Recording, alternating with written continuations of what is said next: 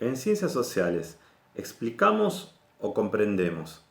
En el quehacer cotidiano nos enfrentamos constantemente con esta disyuntiva. Pensemos, por ejemplo, en un proyecto de investigación, al momento de establecer los objetivos. ¿Explicamos el comportamiento de un votante X en una coyuntura o lo comprendemos? O, por ejemplo, ¿comprendemos la incidencia del justnaturalismo moderno en los constitucionalismos latinoamericanos del siglo XIX o en todo caso lo explicamos? Está claro que explicar y comprender, así también como reflexionar, interpretar, describir, tienen cargas epistemológicas distintas. La comprensión se asocia con los valores y la explicación con los hechos. Comprender tiene que ver con la empatía, con ponerse en lugar del otro, con intentar ver el sentido que le dan los actores a sus acciones y explicar en todo caso con establecer relaciones causales a partir de leyes universales. Con todo esto podríamos pensar que la comprensión tiene que ver con las ciencias sociales y la explicación con las ciencias físico-naturales. Pero esta dicotomía entre una ciencia social comprensiva y una ciencia natural explicativa, que hoy por supuesto también está cuestionada, no siempre fue así. Las primeras ciencias sociales modernas, que aparecen a finales del siglo XIX, en su afán de procurar el estatuto de cientificidad, emulaban a las ciencias positivistas físico-naturales e intentaban explicar. Por tanto, cuando aparece la comprensión, se trató de una novedad epistemológica. Se le reconoce al historicismo alemán, pensemos en Weber, Dilthey, Windelbaum, ser de los primeros en mostrar las dificultades que el modelo explicativo tiene en el mundo social. Los hechos sociales son únicos y irrepetibles, el mundo social es inestable, a diferencia de la estabilidad que vemos en el mundo físico.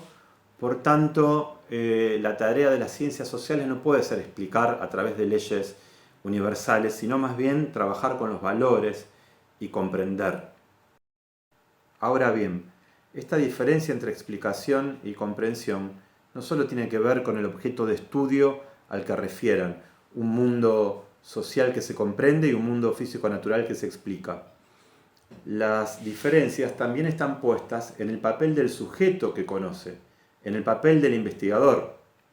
La explicación supone un sujeto que conoce mucho más pasivo, que se limita a descubrir las relaciones que ya están en la naturaleza.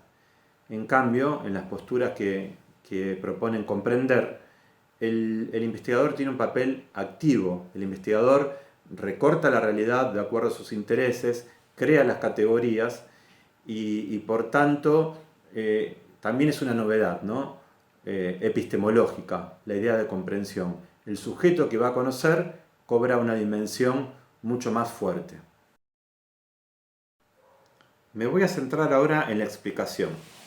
La idea de explicación es para la mayoría de nosotros mucho más fácil de entender cuando pensamos en la ciencia que la de comprensión, porque es la idea tradicional de ciencia, una ciencia fuerte, objetiva, impersonal, avalorativa, que a diferencia de otras formas de conocimiento puede explicar sus afirmaciones.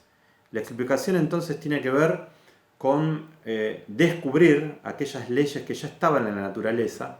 Por tanto, el investigador tiene un papel mucho más pasivo.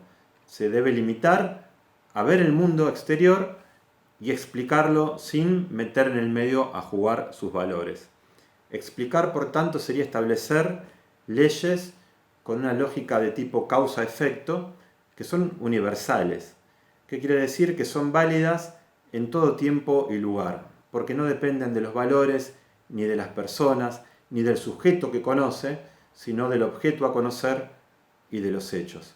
Es la idea clásica positivista que hoy se ha reconfigurado, pero permanece.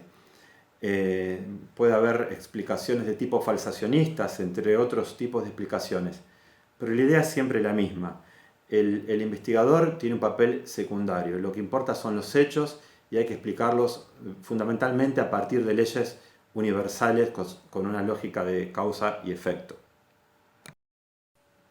Uno de los primeros autores y más significativos en utilizar la explicación en las ciencias sociales fue Émile Durkheim. Durkheim, inspirado en Comte, intenta fundar, y podríamos decir que lo logra, una sociología científica basado en los presupuestos positivistas.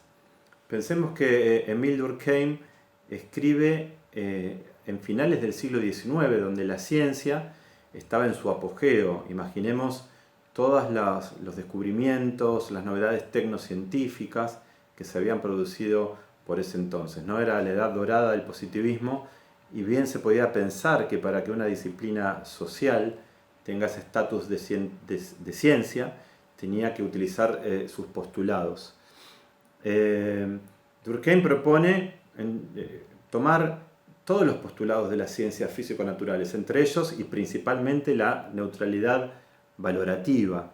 Pensó en construir una nueva ciencia bajo esta égida positivista, y le preocupaba, por supuesto, que el investigador no interfiera en el proceso de conocimiento, que aunque se trate de hechos sociales, sea objetivo, y procuró siempre estudiar todos los objetos, aunque tengan que ver con los valores, de una manera objetiva. Como todo buen positivista, estaba prácticamente obsesionado con un objeto de estudio que quería definir y con un método. Y estas dos ideas, la del objeto y la del método, las plasma en su famoso libro Las reglas del método sociológico. En el libro, Durkheim, preocupado porque la sociología tenga su objeto de estudio propio que le dé razón de ser y lo diferencie de la psicología, de la política, de la historia, de la biología, define claramente el objeto de estudio como el hecho social. La sociología va a ser aquella ciencia que estudie el hecho social. Y la metodología es la propia de las ciencias naturales, el positivismo. Si pensamos, como Díaz Polanco, Bravo y Mitchell, que un objeto y un método se construyen a partir de un diálogo sujeto-objeto, podemos ver cómo en Durkheim, en esta relación sujeto-objeto, el sujeto que conoce está ausente. Es claramente un positivista. La utilización de los métodos de las ciencias naturales a las sociales fue una novedad en la época, causó gran impacto. Se utilizó por primera vez la estadística, la observación empírica, y tuvo una enorme influencia que hasta el día de hoy se mantiene, ¿no?, reconfigurada.